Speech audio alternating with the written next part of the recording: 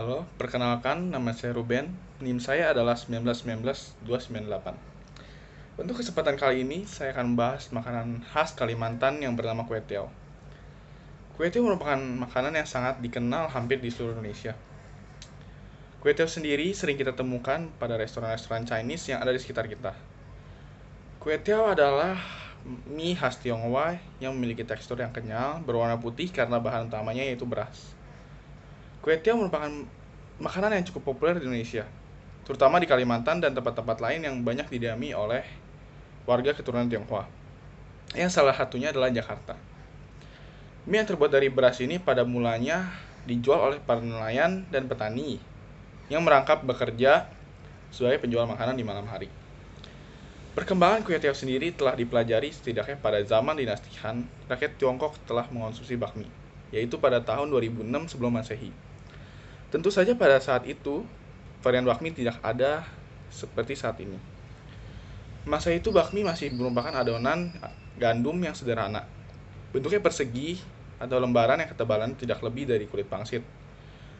Yang dimana akan berkembang menjadi berbagai jenis bakmi yang salah satunya adalah kue tiaw. Dari daratan Cina, bakmi kemudian mendunia, mulai dari Jepang, Korea, Taiwan, dan negara-negara Asia Tenggara yang termasuk Indonesia.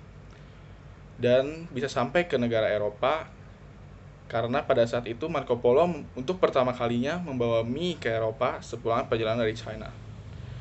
Di Indonesia, kue tiaw goreng diperkenalkan oleh etnis Hokkien dan Teochew yang banyak berdiam di Pulau Kalimantan. Nah, sehingga dikenallah kue tiaw hingga saat ini. Oke, tidak banyak basa-basi lagi. Saya akan melanjutkan ke penjelasan bahan-bahan makanan yang digunakan dalam pengolahan kue tiaw.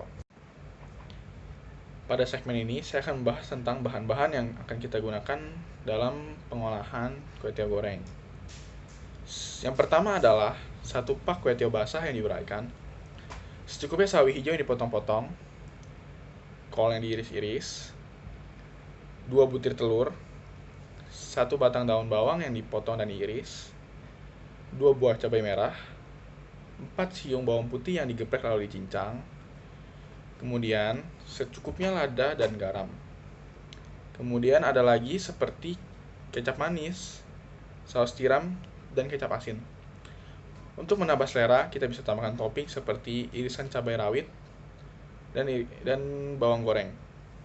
Nah, namun sebelum kita masuk ke langkah pengolahan kue tiaw goreng, saya akan menjelaskan beberapa bumbu dan rempah yang terdapat dalam bahan yang digunakan untuk memasak kue tiaw goreng. Yang pertama adalah lada. Lada sendiri merupakan rempah yang mempunyai nama latin Piper nigrum. Adalah sebuah tanaman yang memiliki banyak kandungan kimia. Yang salah satunya zat piperin dan piperanin yang menimbulkan rasa pedas dari lada itu sendiri. Sehingga lada memiliki rasa yang sedikit pahit, pedas, dan hangat. Lada sendiri memiliki jumlah produksi yang sangat tinggi di Kalimantan. Hal ini dikarenakan oleh daerah Kalimantan yang dijadikan sentra produksi lada terbesar di Indonesia, di bawah Bangka Belitung dan Sulawesi Selatan. Pada mulanya, lada di Kalimantan diperkenalkan oleh para kaum pendatang yang berdiam di Pulau Kalimantan. Sehingga berdasarkan penulisan sejarah, terdapat kesimpulan konon sejak nenek moyang mereka bermukim sudah ada lada. Populasi lada yang ada di Kalimantan Timur diduga dibawa oleh pedagang Arab bersamaan dengan penyebaran lada yang berasal dari Sumatera dan Jawa. Dan kemudian ada bawang putih. Mempunyai sejarah penggunaan oleh manusia selama lebih dari 7.000 tahun, terutama mereka tumbuh di Asia Tengah dan sudah lama menjadi bahan makanan di daerah sekitar Laut Tengah, serta bumbu umum di Asia, Afrika, dan Eropa. Bawang putih diketahui dapat menyebabkan bau mulut, atau bahasa ilmiahnya adalah halitosis, dan bau badan. Dan yang digambarkan sebagai bau bawang yang menyengat, namun bawang sendiri memiliki banyak manfaat selain efek sampingnya, seperti dalam bidang kesehatan maupun masakan. Karena bawang sendiri mengandung zat selenium dan vitamin B6 yang dipercaya memiliki banyak khasiat. Oleh karena itu, Bawang putih digunakan sebagai bumbu yang digunakan hampir di setiap makanan dan masakan Indonesia. Kemudian kita akan masuki segmen langkah pengolahan kue tiaw goreng. Pada segmen ini, saya akan membahas cara memasak kue tiaw goreng. Kue tiaw goreng merupakan salah satu masakan dengan cara yang sangat mudah, yaitu yang pertama adalah panaskan minyak, lalu kita goreng telur. Setelah matang, kita sisihkan di pinggir wajan. Lalu tumis bumbu halus hingga harum. Nah, setelah itu masukkan sayuran, beri sedikit air, masak hingga sayuran layu, lalu masukkan kue tiaw. Aduk hingga rata. Kemudian masukkan irisan daun bawang, masukkan kecap manis, kecap asin, dan saus tiram. Kemudian diaduk rata. Setelah merata, kita masukkan garam dan lada bubuk. Nah, setelah itu kita aduk hingga rata. Setelah diaduk, kita ada baiknya jika kita mencoba terlebih dahulu. Jika ada yang kurang, tinggal ditambahkan. Setelah matang, sajikan dengan hangat dengan topping irisan cabai rawit dan bawang goreng. Setelah itu, siap disantap.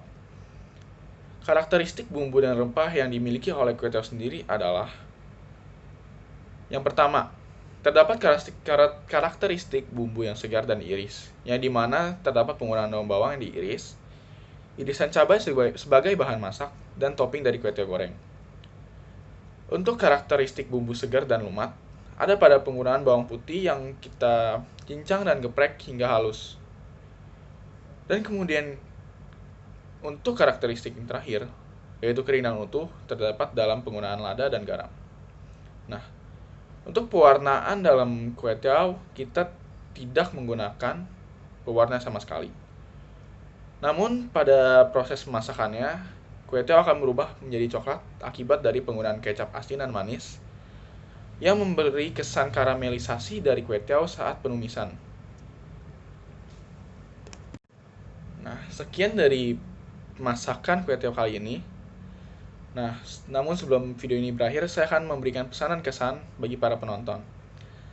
Yang bisa saya berikan kepada kalian penonton adalah seperti yang kita ketahui, Indonesia merupakan rumah dari banyak bumbu dan rempah yang digunakan sebagai bahan masakan dari banyak budaya yang ada di Indonesia. Oleh karena itu, saya ingin mengajak para penonton untuk menjaga dan melestarikan makanan yang merupakan ciri khas dari budaya-budaya masing-masing yang ada di Indonesia. Sehingga makanan yang kita gunakan sebagai representasi budaya dari kita sendiri tidak terlupakan. Nah, oleh karena ini juga kita dapat menjaga budaya Indonesia dalam bidang masakan. Sekian dari saya dan terima kasih.